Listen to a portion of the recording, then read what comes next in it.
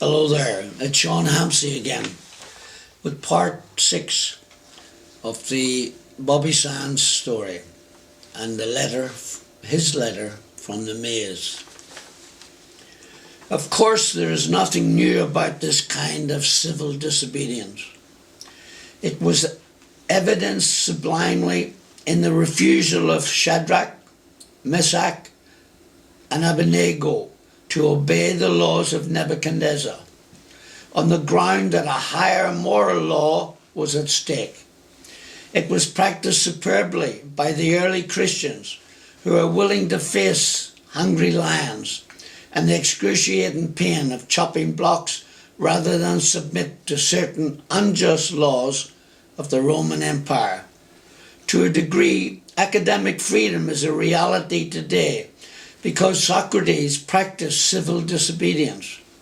When we look back through world history, there are many examples of outright civil disobedience. A well-known example would be what's known as the Boston Tea Party. When the Americans got fed up with the tea taxes the British authorities were imposing on them, and they defiantly threw overboard into the Boston harbour all the tea on board ship. This surely represented a massive act of civil disobedience. What about that great example of civil disobedience? Mahatma Gandhi, defying the entire British Empire, who ruled in India at that time, with an iron fist for the sake of independence. He acquired more by his hunger strike than all the bullets ever fired against imperialist Britain. We should never forget that everything Adolf Hitler did in Germany was legal, and everything the Hungarian fighters did in Hungary was illegal. It was illegal to aid and comfort a Jew in Hitler's Germany. Even so, I am sure that had I lived in Germany or the other occupied countries at the time, I would hope surely that I would have aided and comforted my Jewish brothers and sisters. So too, if today I lived in a communist country where certain principles and freedoms are denied, hopefully I would be at the forefront of the fight against such practices. I would most certainly openly advocate disobeying that country's anti-freedom laws.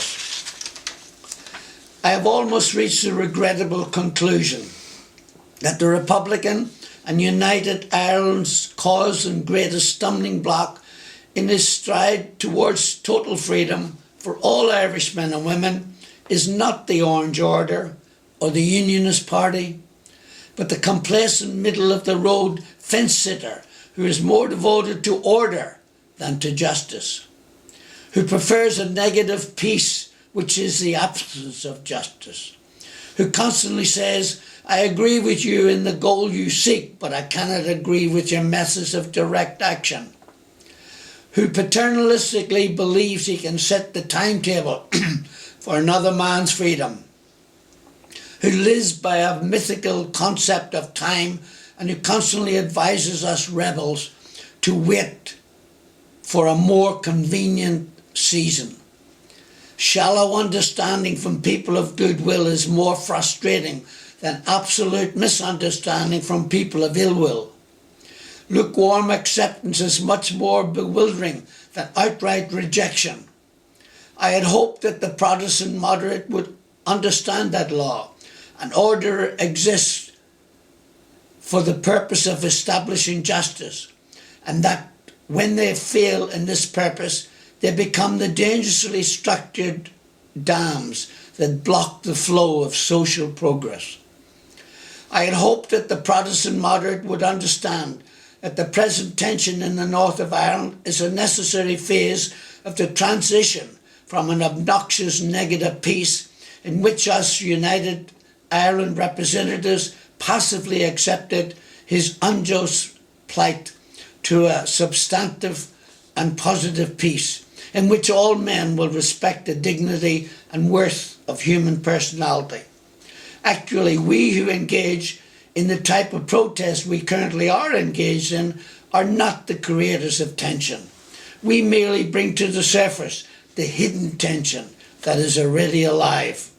We bring it out in the open where it can be seen and dealt with, like a boil that can never be cured so long as it is covered up, but must be opened with all its ugliness to the natural medicines of air and light. Injustice must be exposed, with all the tension its exposure creates, to the light of human conscience and the air of national opinion before it can be cured.